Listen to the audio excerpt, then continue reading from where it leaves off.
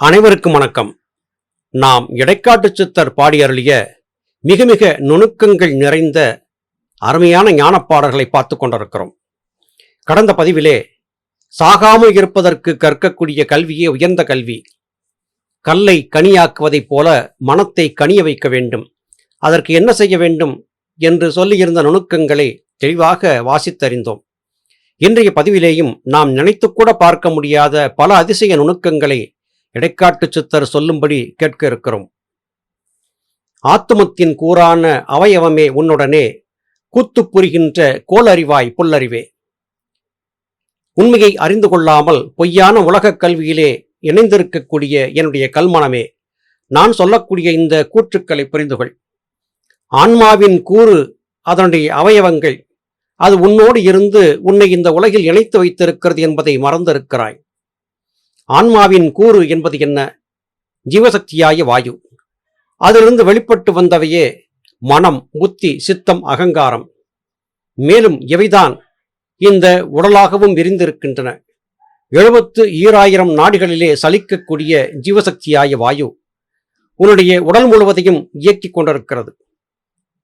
இந்த உண்மையை நீ புரிந்திருக்க வேண்டும். ஆனால் இவையெல்லாம் எங்கிருந்து உருவாகி வந்தன என்பதை என்றாவது சிந்தித்து பார்த்தாயா? ஆன்மாவிலிருந்துதான் இவையெல்லாம் உருவாகி வந்தன. ஆம், ஆன்மாவே சகலத்திற்கும் ஆதி என்பதை புரிந்துகொள். இந்த உண்மையை புரிந்து கொள்ளாமல் இருப்பதால் தான் உன்னை புல்லறிவு என்று நான் சுட்டுகிறேன். இந்த உண்மையை புரிந்து கொண்டு விட்டால் உன்னை நான் அப்படி சொல்ல மாட்டேன், நல்லறிவு என்று நல்லவிதமாக பாராட்டுவேன். அருமை மனமே, நீ பார்த்திருக்கும் இந்த பொய்யான உலகத்தை மெய்யென்று கருதி உன்னை நீயே ஏமாற்றிக் கொண்டு விடாதே.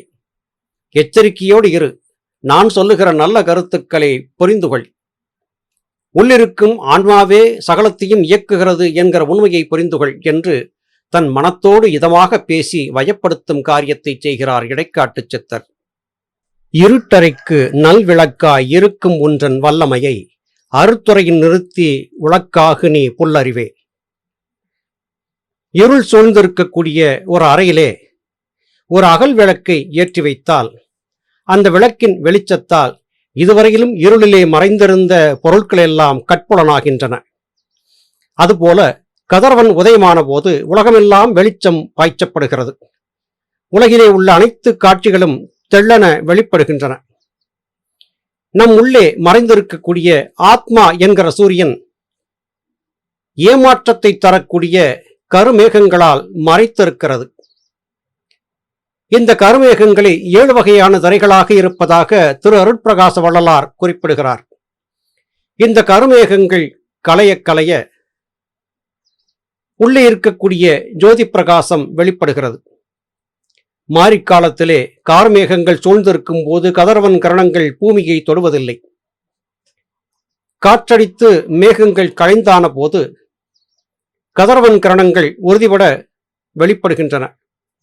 அதுபோல அறியாமை என்கிற மாய இருள் மூடியிருக்கக்கூடிய மனத்தகத்தே இருக்கும் ஆத்ம ஜோதி எப்போது அறியாமை என்கிற மாய மேகங்கள் களைகின்றனவோ அப்போதே வெளிப்படுகின்றன. நாம் செய்ய வேண்டியதெல்லாம் காற்றை கொண்டு இறுகி கார்மேகமாக சூழ்ந்திருக்கும் அறியாமை என்கிற மேகக்கூட்டத்தை விளக்க வேண்டியது மாத்திரமே. நல்ல வழியில் சென்று நம் பதவி எய்தாமல் கொற்ற வழியில் சென்று குறுகுவதேன் புல்லறிவே. இந்த உலகிலே 2 வழிகள் எப்போதும் இருக்கின்றன. நேர்வழி, நன்மை தராத தீய வழி என்று 2 இருக்கின்றன. ஒருவன் தன்னுடைய அற்ப சுகத்திற்காக குறுக்கு வழிகளை கூட கடைப்பிடித்து அதிலே இருந்து வெற்றி பெற்றுவிட வேண்டும் என்று கருதியிருப்பது இயற்கை. கொற்ற வழி என்பது தவறான வழி என்றாகும். நல்வழி, தீவழி என்று 2. இன்றைய நாளிலே பெரும்பாலும் மனிதர்கள் தங்களுடைய சுய லாபத்திற்காக தீய வழிகளையே தேர்ந்தெடுக்கிறார்கள். தீய வழிகள் மூலம் செல்வத்தை திரட்டிவிட்டால் அந்த செல்வத்தை சிறிதளவு மற்றவருக்கு தானமாக கொடுத்து அவர்களை அடிமையாக்கி கொண்டு மேதகையான ஒருவர் என்று காட்டிக்கொண்டு விட முடியும் என்று மனிதர்கள் நம்புகிறார்கள்.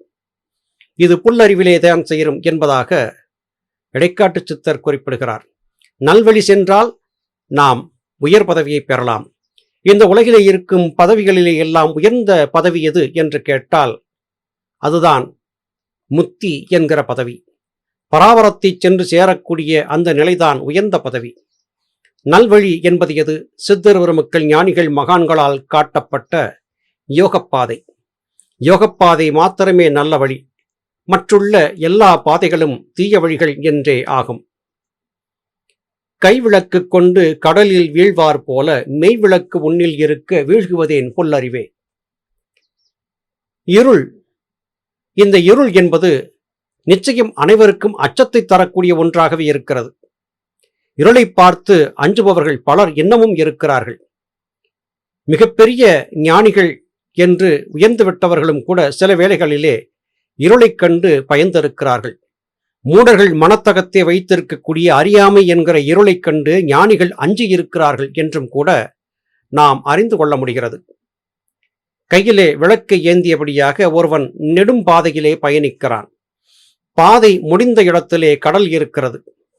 கையிலே விளக்கை வைத்துக்கொண்டு கடல் என்பதை தெரிந்தே அதிலே சென்று விழுபவனை என்ன என்று சொல்லுவது?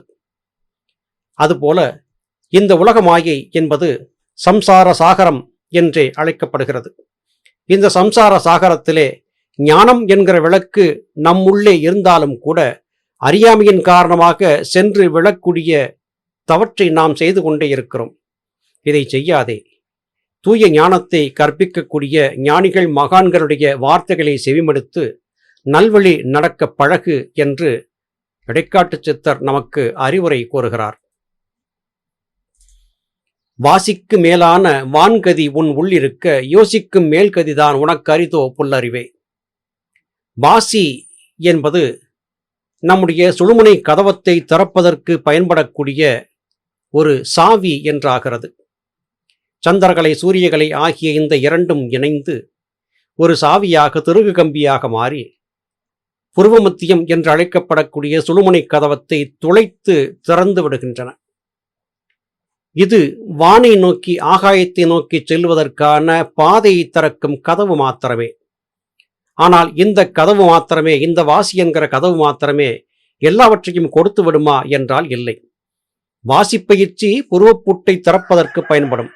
ஆனால் மனப்பக்குவம், மனப்புரிதல், மன ஒடுக்கம், இதுதான் உண்மையான ஞானத்தை நமக்கு காட்டிக் கொடுக்கும். மேல்கதி பெற வேண்டும் என்றால் வெறுமனே வாசி மாத்திரம் பயில்வது போதாது என்பது இடைக்காட்டு சித்தரின் கூற்றாக இருக்கிறது. அதையும் தாண்டி மனதோடு பேச வேண்டும், மனதை பக்குவப்படுத்த வேண்டும், மனதை வழிப்படுத்த வேண்டும். அப்போது மாத்திரமே செய்யக்கூடிய வாசிக்கு சரியான ஒரு தீர்வு கிடைக்கும். வாசி என்பது தேவையில்லையா? ஆம், தேவைதான். எதற்கு?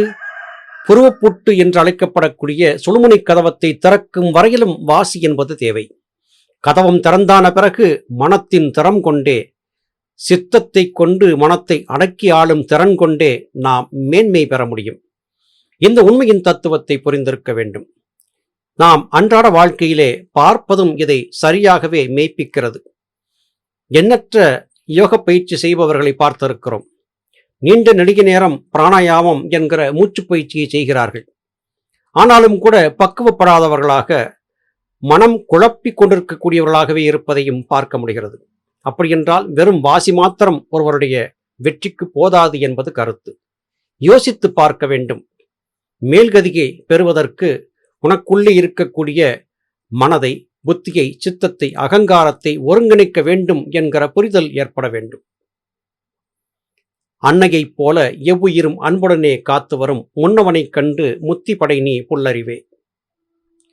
தாயைப் போல எல்லா உயிர்களையும் சமமாக பார்த்து காத்து வரக்கூடிய ஒரு சக்தி இருக்கிறது என்றால் அதுதான் பராபரம். பராபரத்தின் உண்மையான விளக்கம் எது என்று கேட்டால் அது அன்பு என்று வந்து நிற்கும். எந்தவிதமான சமரசமும் இல்லாமல் சகல சீவர்களிடத்திலும் இயல்பாக செலுத்தப்படக்கூடிய அன்பே பராபர தத்துவம் என்றாகிறது. அப்படியென்றால் நாம் பராபரத்தோடு இணைய வேண்டும் என்றால் நாம் பராபரத்தைப் போலவே அன்புமயமாக மாற வேண்டும். நமக்கு முன்பு வாழ்ந்திருந்த ஞானிகள் மகான்கள் என்ன சொல்லிச் சென்றார்கள் என்பதை உள்வாங்கி அதை சரியாக பற்றி பயணிக்க வேண்டும். ஞானிகள் மகான்களுடைய கூற்றை எவர் ஒருவர் சரியாக விளங்கிக் கொண்டு தன்னுள்ளே இருந்து தன்னை இயக்கிக் கொண்டிருக்கும் ஆன்மாவே உயர்ந்தது என்பதை கண்டறிகிறானோ அப்பொழுது அவன் முத்திக்கு தகுதியானவன் என்றாகிறான். அப்படிப்பட்ட பக்குவத்தை பெற்று தன்னை நோக்கி வரக்கூடியவர்களை கரம் பற்றி அழைத்துச் செல்ல சித்தர்கள் தயாராக காத்திருக்கிறார்கள். ஆம், உங்கள் அருகாமையிலேயே இருந்து சித்தர்கள் உங்களுடைய பக்குவத்துக்கும் முதிர்ச்சிக்குமான காலம் வருவதற்காக காத்திருக்கிறார்கள்.